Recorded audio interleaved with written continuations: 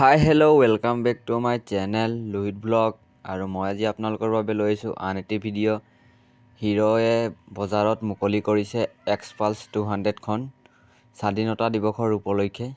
Year on road price, down payment, 3 year finance detail আৰু monthly EMI কিমান আহিব আৰু বাইকখনৰ টোটেল কষ্ট কিমান পৰিব সকলোখিনি ক'ম। এতিয়ালৈকে যদি কোনোবা মোৰ চেনেলটো ছাবস্ক্ৰাইব কৰা নাই, ছাবস্ক্ৰাইব কৰি দিব। আৰু ডিছক্ৰিপশ্যন বক্সত মই কণ্টেক্ট নম্বৰ দি দিম গোলাঘাট শ্ব'ৰুমৰ, তো আপোনালোকে গৈ কণ্টেক্ট কৰিব আৰু বাইক ল'ব পাৰিব। হিৰ' এক্সপালছৰ ল' ডাউন পে'মেণ্ট কৰি দিওঁ।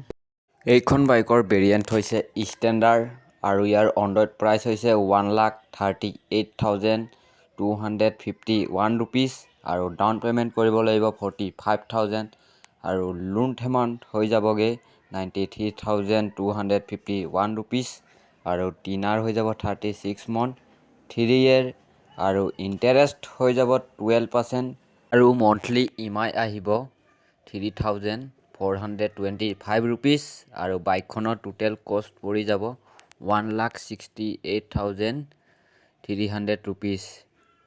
এইটো শ্ব'ৰুম হৈছে গোলাঘাট চিটি। আপোনালোকে ডিছক্ৰিপশ্যন বক্সত কণ্টেক্ট নাম্বাৰটো পাই যাব, আপোনালোকে গৈ কণ্টেক্ট কৰিব আৰু বাইক কিনিব পাৰে।